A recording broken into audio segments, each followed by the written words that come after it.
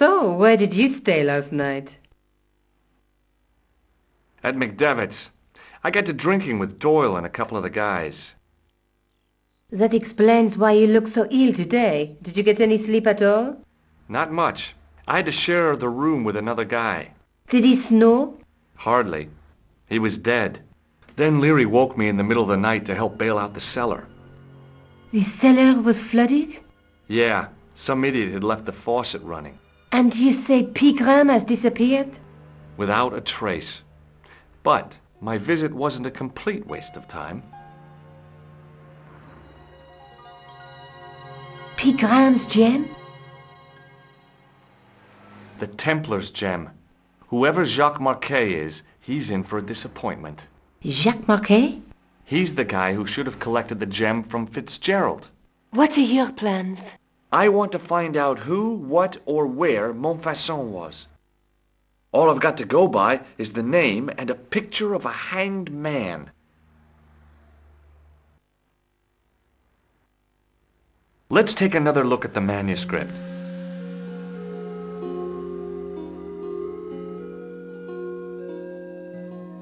That's the gem that Pegram found in Lochmarn. That's the tripod in the Croon Museum.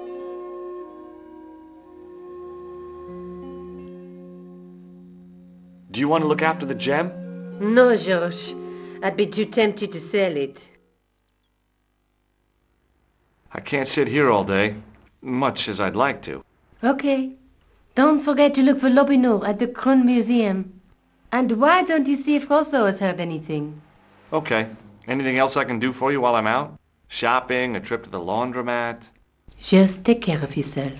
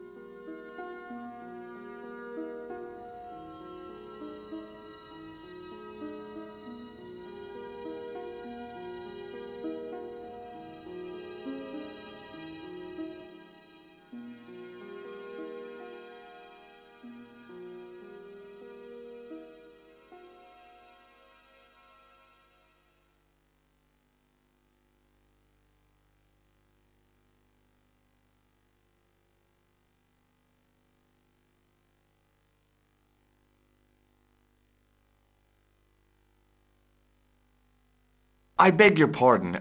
Are you André Lobineau? That's me. You want my autograph?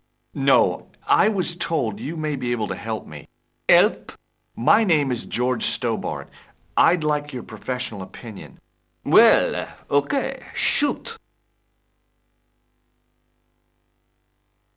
Does the name Montfaucon mean anything to you? Sure. It was the most grisly spectacle in Paris until the Revolution. A public toilet? Montfaucon was the place of execution for many thousands. A dark temple of death, with row upon row of arches, each one framing a grim exhibit. Scores of rotting corpses swung on creaking rope, while the crows devoured their flesh. That explains the image of the hanged man. I found a reference to Montfaucon in Ireland, in a village called Lochmarn. Lochmarn? That's where Pegram was digging. That's right. He'd left the excavation before I arrived. Do you know Pegram well? Not really. I met him at a conference. I would have liked to talk to him in depth, but I didn't have time. When was this? Oh, back in the summer, July, I think. The second week of July? Maybe. Yes, it was, just before Bastille Day. So Pegram was in Paris at the same time as the other victims. Pardon? Victims of what? Nothing. Just thinking aloud. Where was the site of Montfaucon? To the northeast, near the Canal Saint-Martin, but there's nothing there now. The old gibbet was torn down during the Revolution. I'd like your opinion on a medieval manuscript. Vraiment? Do you have it with you? No, it's too fragile. And besides, there are certain people who'd stop at nothing to get their hands on it. Intriguing. Do you have a copy of the text? There isn't much, only a few Latin phrases. I was kind of hoping you'd help decipher the pictures. Without seeing the manuscript, that's a tall order. Just tell me one thing. What does the image of two men riding on the same horse suggest to you? The Knights Templar. Does the Templar seal appear on this manuscript? I'd love to see that for myself. Can you tell me anything about the Knights Templar? I sure can, Georgie. Soldiers, diplomats, mercenaries, monks, bankers, you name it, the Templars fit the bill. The greatest fighting force in Christendom, the militia of Christ. Jeez. How did the Templars get their name? From the building in which they set up their headquarters. The King of Jerusalem gave them part of a mosque on the Temple Mount. It was said to have been the site of the original Temple of Solomon.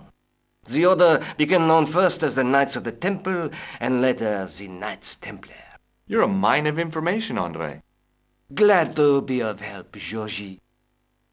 How come the Templars became so wealthy? There was a constant stream of new recruits to their ranks, many from noble families. They were required to swear a sacred oath of poverty, chastity, and obedience. So their money, goods, and lands were donated to the order. The Templars soon held land in France, Scotland, England, Spain, most of Europe, in fact. The poor Knights of Christ became the wealthiest power in Christendom. Is it true the treasure of the Knights Templar was never found? Who knows? So little knowledge of what really happened remains. Or, if it does, the truth has never been made public. What do you mean by that?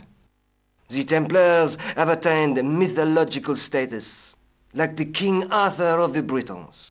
There are people even now who say the Templars still exist. Do you think that's likely? No, not for a minute.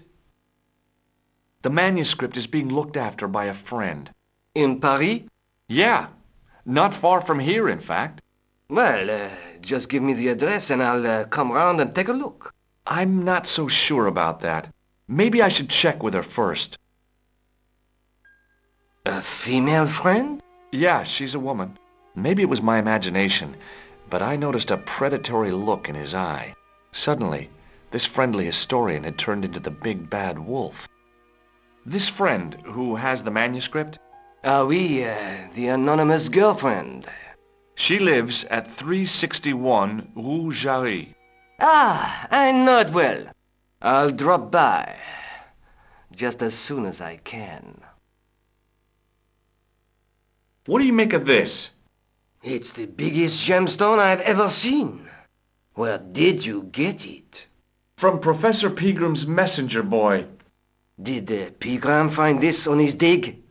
Yeah, the site where this was found was a Templar castle. Do you think it could be part of the Templar treasure? No, I shouldn't think so. I'd like to shake you by the hand, André. Not now, Georgie. Does the guy in this photograph look familiar to you? No. Thanks for your help, André. You're welcome.